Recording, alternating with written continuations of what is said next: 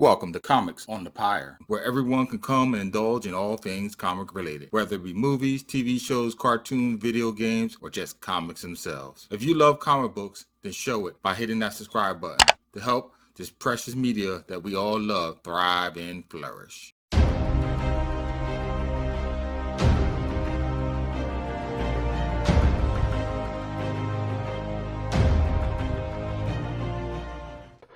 It's on cold nights like this, hopping rooftop to rooftop, bleeding like a stuck pig that makes me question my sanity.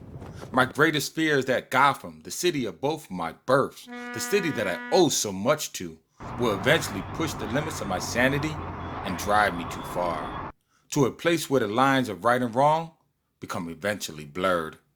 Tonight, I am in pursuit of Buster Snibbs, a low-level street thug, someone the Joker just wrangled up from the mob of Gotham's underworld to pull off a heist. A getaway driver, if you will. I already bagged the Joker and the rest of his gang. It only took me 72 hours and approximately 2 pints of blood. With this much bloodletting, the mind starts to play tricks on you. I need to focus if I'm to catch Snibbs from leaving Gotham. He slipped out of my hands just days before. I told him I'd be back for him. After all, it was because of his information that I was able to nab the Joker so quickly anyway. I told Snibb that I would capture him last, since I knew his information was good. Call it a gesture of professional courtesy. But as of tonight, the bill has come due.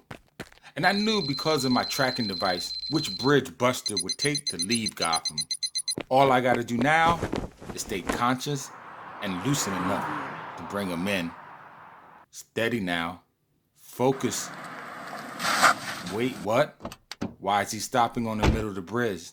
Does he have some emergency money stashed at the top of the parapet? Oh no, not on my watch. I need to move fast, ignore the pain and focus. Steady my aim. I only have one shot. Got it. Oh hell. I have nothing more to cable to. Only one option. Use myself as a counterweight. When the cord grew taut, the strain almost pulled my already mangled shoulder out of its socket. The need to focus, ignore the pain, pull myself up, and then Buster.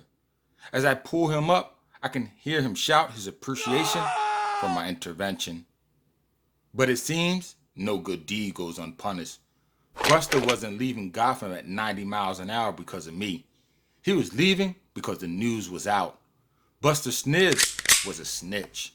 Because of his information to the Bat, Joker was now in jail and none to please. He put the word out.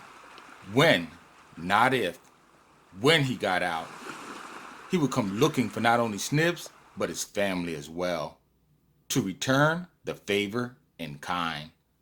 Buster, well aware of Joker's homicidal debaucherous actions off to his own family. The thought of the madman laying a hand drove Snibbs over the edge to commit the unthinkable. And tonight, on this bridge, he was just about to consummate the deed. All because I made him talk. He blamed me for forcing his hand. Now, an innocent woman and helpless child are dead. What have I done? Oh God, what have I done? Brr. Welcome, my friends, for another installment of Comics on the Pyre.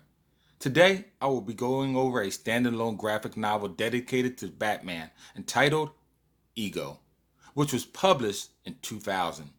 It was both written and penciled by the great Darwin Cook, who, if you haven't guessed it by now from the art style, was a major contributor to the beloved Batman the animated series that ran in the 1990s. I might get some slack for saying this, but this story belongs up there with the greats. The greats such as Batman Year One, The Dark Knight Returns. Really, it's that good. Only it doesn't have a lot of action in it. And in my opinion, it simply doesn't need it either, as it is more of a psychological profile of Bruce Wayne's mental well-being more than his physical prowess. You see, the comic touches on a multiple subjects concerning what it means to be the Batman. the toll that it takes on the human conscience, and the sacrifices that he must endure to help those that he has not even met to live a quote-unquote normal life, away from the suffering and pain of having their loved ones ripped from them. Now, while the comic does go over the old debate on whether Batman should kill the Joker or not, and bring up the question that if Batman didn't exist in Gotham, would the supervillains even have been created to rise the challenge of the Bat? In this video, I'm not going to delve into those debates and many others that the story touches on, because the video would simply be just too long.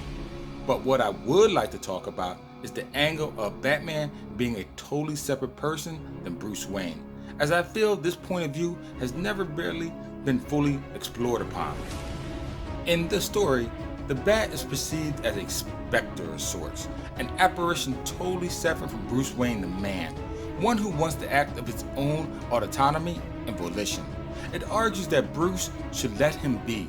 Let the Bat do what it must in order that Bruce may keep his hands clean regarding the actions that it deems necessary, even if those actions involve killing.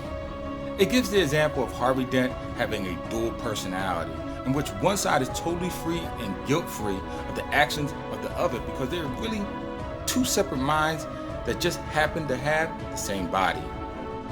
And when that argument fails, it brings up the argument of war, when a soldier can say he killed in the name of duty, thus be blamed free of his own actions. In the end, we know Bruce rejects this proposal and goes on to be the Batman that doesn't kill. But it is the way this graphic novel tells the tale of the dialogue of his inner debate that will grip you. One main thing that separates the man from the child is ownership. And in this comic, you get that. Bruce knows what he must become, and he owns it, accepting full well the responsibility of the cape and cowl. Which is unique in this time and age, especially in America, where it seems that it's always someone else's fault for the actions of what another person does, and not the person who has actually done the deed's fault. But again, as always, I digress. If you have not guessed it by now, I give this short standalone graphic novel a score of 5.0 out of 5. A perfect must-read ranking, as I guarantee you will have to read the comic more than once to fully appreciate it. Until then though, please visit my comic YouTube channel, Comics on the Pyre, and fellow YouTuber 2nd Street Marvel for other videos like this one. Tap on that bell icon before you go, and oh yes, as always, until next time, keep reading my friends.